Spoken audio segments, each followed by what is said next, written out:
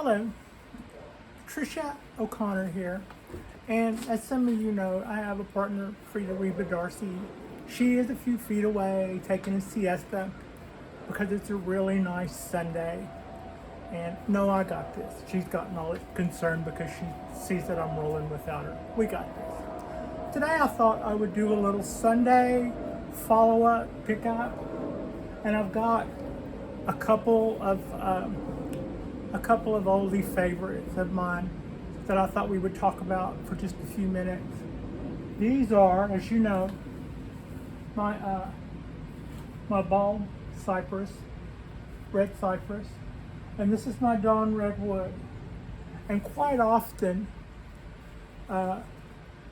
these two trees are put in the same category. And for a lot of good reasons. There's a lot of good reasons why they would be lumped together.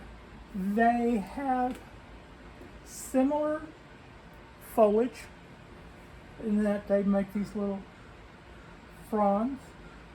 Like I think one of those would be a leaf, and it's made up of small fronds. They also lose their leaves in the winter. Both trees do that. But there's also a few differences. Oh, and they're both extremely hardy. They're very resilient, and we're going to just talk about that a little more. And a lot of times when you talk about how you might treat one, you can include the other, because the way you might prune one for more ramification is the same. And I think the times of season that you would pick to work on both trees is also the same. So some of the differences between the trees are, for one thing, the Dawn redwood fronds are uniform. You'll see one little petal directly across from the other. And I've heard on the cypress that they're staggered. Although whenever I look at it, to me it doesn't really look like they're staggered. It just looks more chaotic than that. I don't really see a pattern, and I have one of those freakish brains that tries to see patterns even when there isn't some. So yeah, I'm not buying that they're staggered. I think this is more chaotic. They're not, the little petals aren't necessarily across from one another. And they're also lacier and finer, a little daintier on the cypress. Also, the cypress, I don't know if this, how much of this is in the shot or not, but the cypress does do these buttresses. And a buttress on a cypress, I believe, does the same thing that a buttress does on a Gothic building. It adds support to its lateral strength. When it goes up high enough that it gets wobbly, these buttresses shoulder it against wind, against storms, against whatever. So those are a couple of the things that these guys have in common, and also they are they're genetically speaking, they are very, very old. They've been around for millions and millions of years. These guys predate insects and are part of the reasons why we have coal deposits in the world. Was there for millions of years there were trees and there were no insects to eat them whenever they fell. So they just kind of piled up on one another, and other trees sprouted on amongst the lumber pile, and as leaves fell over the years, those trees got covered up. And the answer to, is our planet still making coal today? No, because when that stuff hits the ground, stuff comes along and just chews it up. And that's why if we as people stop harvesting trees and stuff, the planet still wouldn't be making coal deposits the way it did millions of years ago. But whenever they look in those coal deposits, they still find leaf impressions from Bald Cypress and on Redwood, and some of the other redwoods that we find here around California that we're lucky enough to have. I think I'm going to try to start some coastal redwoods. There are a couple of little outcrops of coastal redwoods on this property, and they're really nice looking trees. So I've been collecting cones from those guys for the just a little bit over the last couple of weeks, and so I'm going to try my hand at seeing if I can get some of those guys to propagate. But you might be able to look at something else that should be a little apparent here. This, even though we are in November, it's a California November. It's quite warm here today. This is probably a little much, actually. And these guys are still going. They're still going strong, still photosynthesizing. And this one is not. So why is that?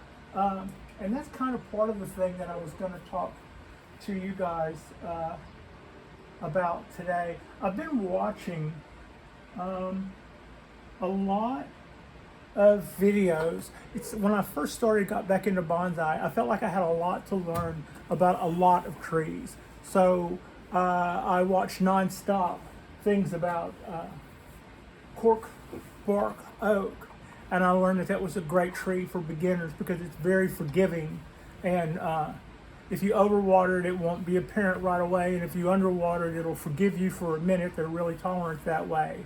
And they're impressive. They're impressive even if you are not the best at setting limbs and stuff. It's a good tree to learn on. So that was one of the things I learned. And one of the other things I learned as a beginner who was just looking at raw data was wisterias. I was interested in how well a wisteria would make a bonsai.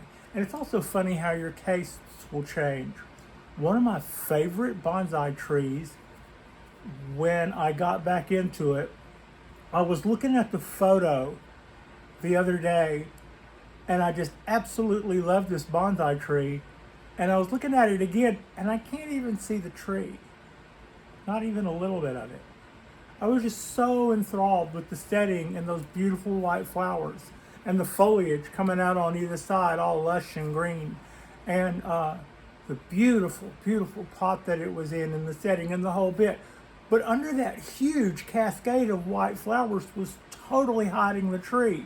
And that was sort of, when I look back, I was going, that inspired you to do something with your wisterias in a bonsai way. And looking back now, you can't even see a bonsai tree in there. You just kind of like saw some flowers and took off. That could have just as easily been, it wouldn't have been. I always had a love of bonsai, and I always kind of felt like I'd stepped away from something that I no longer had time for, and I was kind of looking forward to the day when I would get back here.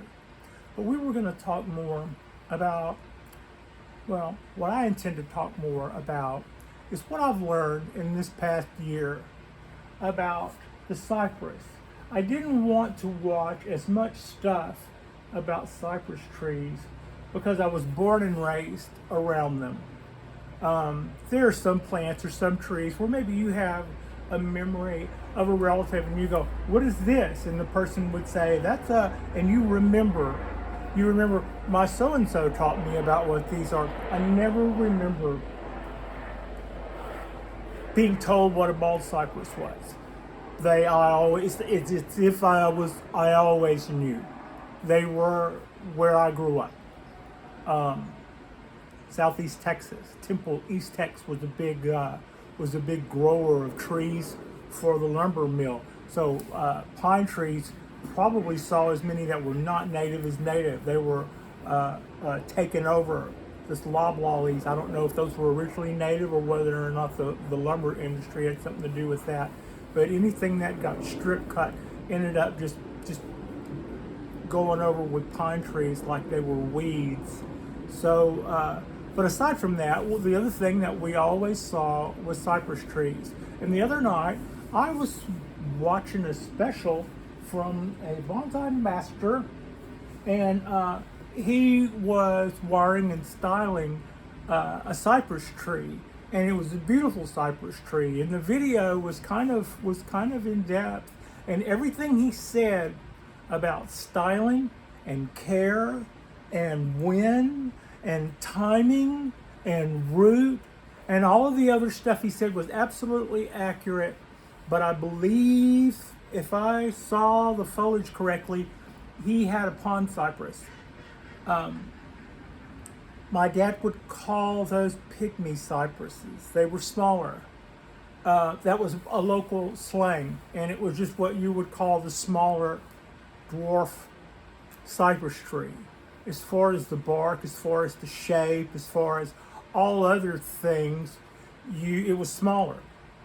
And the way you could tell that it wasn't just a younger cypress was the foliage looked a little juniper-like.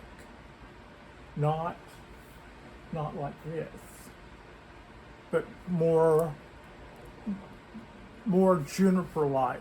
Like some of the other things that share the word cypress, but that have nothing to do with water that you see. Those, their foliage always looks more juniper-like to me, and that is what we always referred to as the smaller pond cypress. An only other deviation I know from that, and I think this is a hybrid, done by horticulture people. I don't think this is a wild mutation, and that is a weeping cypress, which it just kind of comes in and goes straight down. I have one that has some really long, it's not like a weeping cypress, but it's more so than something like this. It just, it really, like a weeping willow, except it's a cypress. And if you had one of those and you had some age in it, and you had some time invested, I feel like you could probably still train that adequately. One of the things that I kind of picked up on this year is like whenever you hear somebody who is a bonsai authority, but maybe not necessarily raised in the wetlands, then they will take a more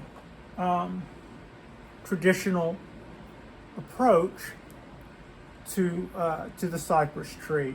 And when I'm listening to people how they want to treat their limbs, I had always mentioned, I said in an earlier video, I said one thing you won't see when you walk underneath a cypress tree is a lot of ramification. What you will see is an enormous, prolific amount of straight out limbs. If you've ever grown one of these, you know that at certain times they will come out with just a prolific amount of shoots, and that you have to go pinching all those off. Well, if you weren't out there pinching all those off, what if all of those got allowed to become limbs? And once they do, you can stand underneath one of those trees and look up, and it's just a brush. It's just like a scrub brush of just nothing but straight out limbs. You don't see a lot of ramification. It produces those in mass, and it tends to snap them off with its bark rolling over to put them under tension. You'll find limbs on the ground underneath the cypress tree, and if you pick one up, it'll almost look like it's been cut, but it's a break. But it's not a break like if you were to break a stick and you've got all these fibers on either side. It's a break like if you snap the carrot. It almost looks, and they'll do that. But when you look up, all of those limbs, they tend to be really, really, really straight. There's not a lot of branching to it in the wild. Now, I just thought whenever I heard people talking that way, I thought, well, y'all haven't spent enough time looking at cypress trees. And then I also kind of figured out what was wrong with my theory of just letting them do this and trying to get like your basic formal upright. You're always going to be replacing limbs if you do that. You're always going to have a deal where the bottom ones need to be fatter and the top ones need to be skinnier. And as the top ones start to, maybe some of them have been around a little too long, they're getting a little fatter than some of the ones under whatever. So if you're just letting them grow all on natural and trying to do the shape of the cypress tree that you have in your front yard, it will probably always be a matter of constantly replacing limbs up the structure. Now, if you were doing a flat top, probably not so much, because if you look, a lot of these flat top trees tend to be a little more sparse until they go up to the top, and then everything comes out in a flat top canopy. So that's just some of the stuff to think about. But what I've been listening to and coming around to is that if you go ahead and you treat this like it were a standard bonsai tree, in other words, instead of letting these limbs come out this long, we cut them back. It's going to fork where we cut it.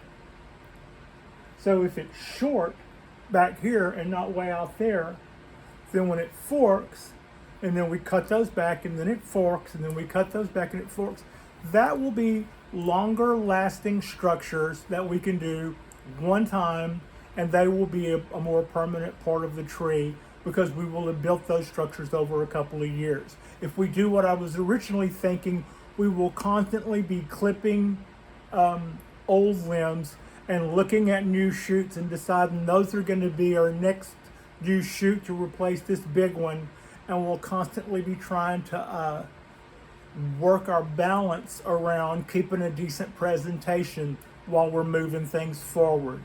And part of the thinking behind that also was that we could get away with this because this is such an enduring tree. And something that I've come to understand when I went to and started doing my research on cypress trees, I found that there was a few guys who really have their game down.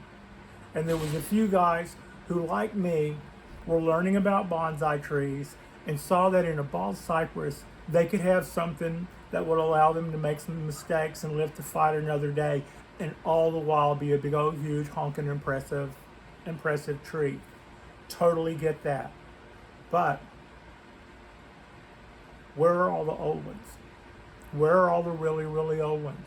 I'm not saying that, this bonsai museum doesn't have a really nice cypress tree, or that bonsai museum doesn't have a really nice old aged cypress tree.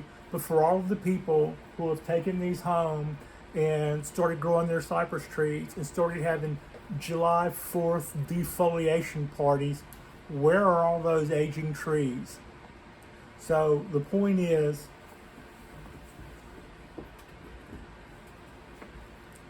like this, there comes a point where a tree will say, enough is enough.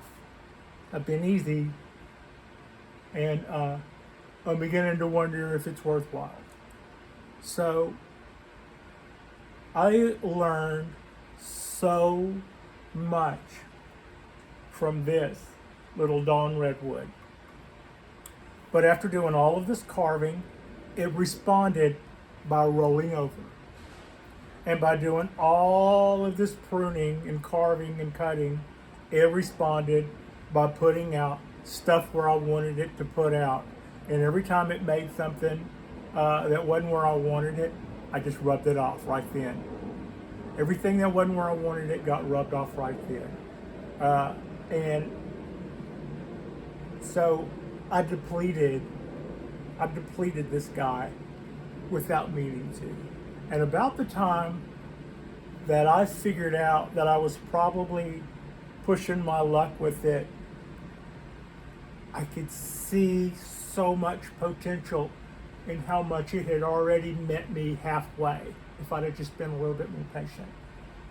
And it was about that time that we got powdery mildew, and all of the fronds were still green, were just more green as this, except if I touched one, it would go pink. It just went, and the tree was bare. And that was 3 by me and 1 by nature, and the tree said uncle. When it comes back, if it comes back, I will be a lot more appreciative of my John Redwood. And I will come away with a bigger respect about how not to go jerking around my trees just because they're supposedly easy. And we tried that a couple of times and get away with our own ignorance and go, man, you can wire these any time of year. You can like transplant these any time of year. You can do whatever you want to any time of year. No, you can't. Not even if it's a really forgiving tree and you live in a really forgiving climate. Everything is in a smaller pot than it was used to, and just because something falls over out in the woods and still finds a way to survive doesn't mean you're going to have that kind of luck in your bonsai garden.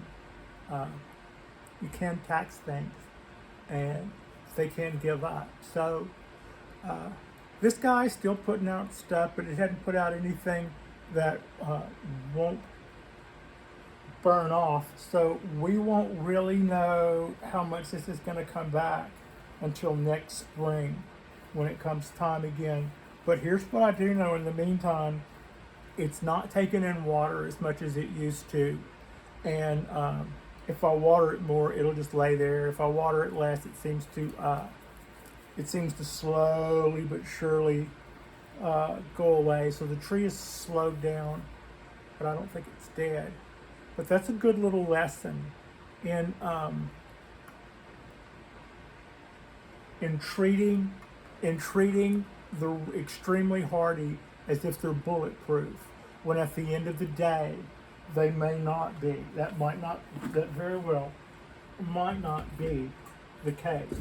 Now, someone was asking me the other day why it was that they were asking me why I wasn't doing the obvious.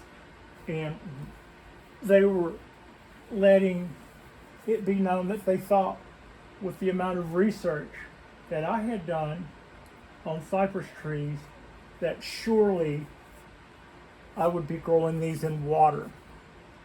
That had me puzzled for a bit when I see people doing that in a bonsai sense. So it took me a while to try to put it together. And part of my puzzlement was seeing them in the wild. Maybe you, where I come from, you would go in a boat and go out with young people and go water skiing or something, and you would see cypress trees that are standing in deep water, and not just at high tide, but there's not going to be a tide low enough to expose to make where they're growing on bank. But they're extremely old cypress trees, and originally that was probably a more shallower area of the river. It's been dredged since then, and as high up as you can see the trunk or the tree goes, the roots go down at least that far, if not farther. It may have lost a couple of tops in its lifetime, so they're probably not underwater way down underneath there. So otherwise, for a cypress tree to sprout, it's going to need part of the time out of the water. So most of these guys don't live full-time submerged unless there's been a geological change in where they're growing.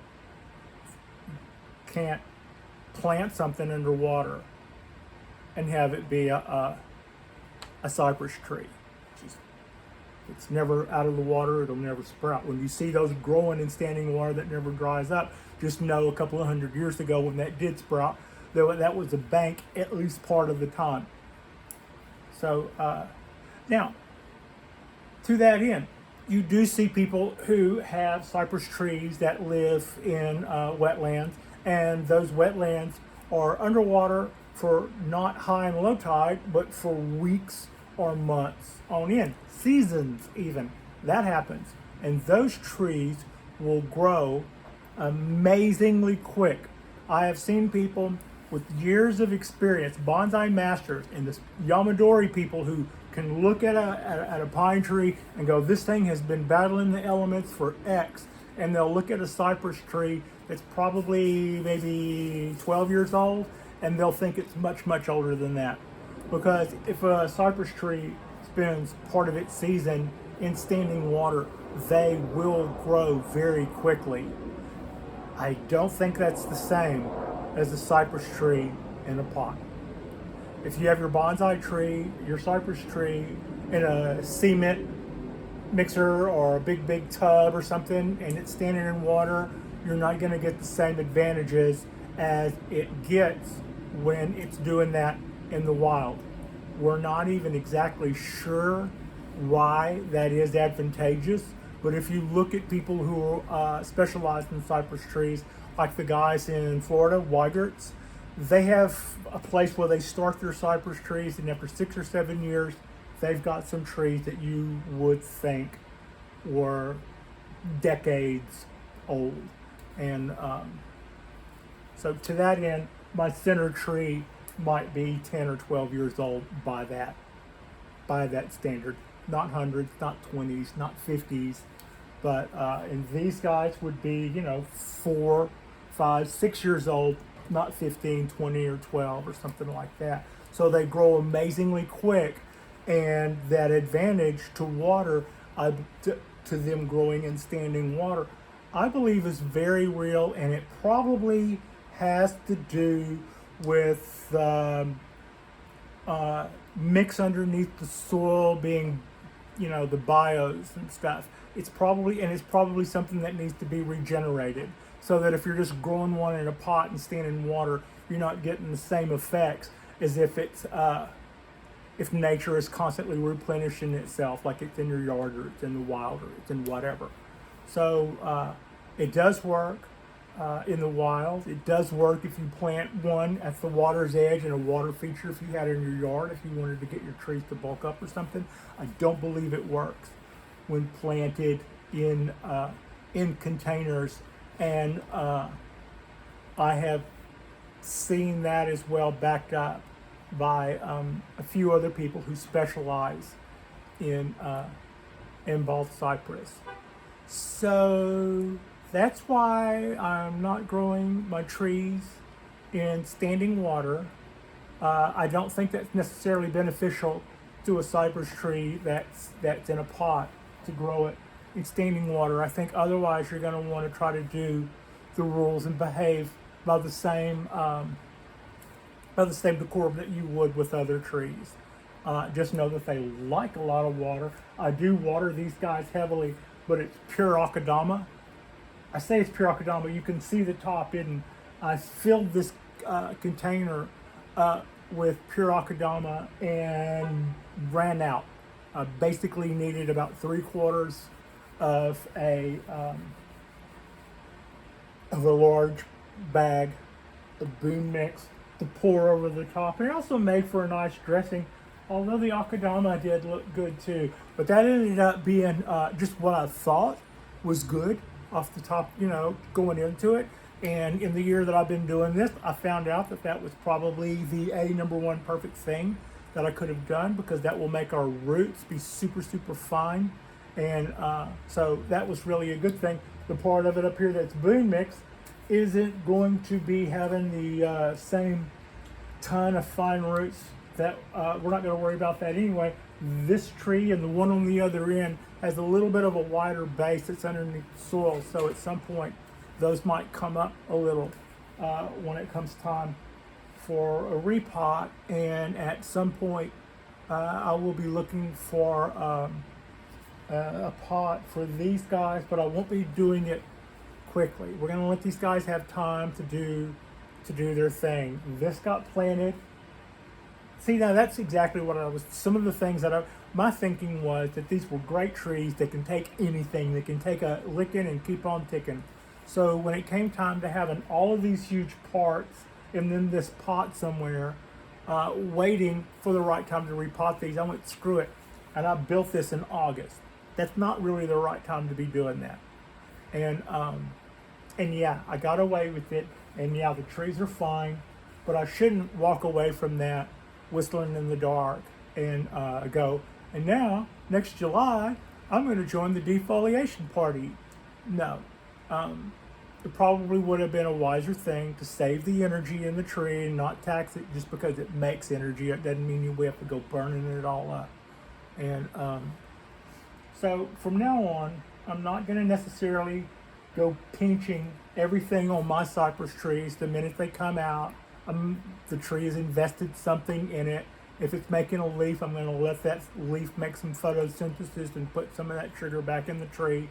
And then when it goes dormant, we will cut our limbs back. And I believe on these guys, I'm not going to do a flat top on these three. I will probably do the more traditional formal upright. I think they will be really elegant and beautiful as like the three sisters just kind of standing there together. And when it comes time to do that, I will be cutting back all of the branches much shorter so that come spring, they'll fork, because that's what these guys do. They'll fork probably. It's not the big elbow problems that I have that I'm learning about with my oak tree. These guys will at least make 2, if not, 3 or 4. So, yeah, that's what's going to go on there. So that was probably the gist of the lesson, was just because when you're new and you learn that certain trees are very amendable and are pliable and will allow you to work on them when maybe it's not the right time to work on them. And maybe if you don't have a lot of bonsai trees, that's kind of fun. Maybe you'll watch a couple of bonsai videos because you want to learn something. And the next thing you know, you're out there in your backyard looking for what needs work. Well, probably something needs something. And if you don't have something that needs something, you need more trees. Don't do things at the wrong time of the year, and don't do things at the wrong time of the year because you think you've got an especially hardy species that will allow you to do whatever, because you're God's gift to plants. I'm God's gift to plants, and I kill shite all the time. Plants don't care. So, yeah. Thank you so much for watching. It's a beautiful Sunday. It's I can't believe I'm saying this, it's November and it doesn't really feel like November. This could be, yeah, it's fairly warm, but it's a quiet Sunday except for me making this video. And my dog is snoozing on the couch. She wants me to tell you she doesn't snore. And so yeah, like and subscribe if you hadn't already, and I'm going to get up and walk over there and turn this camera off.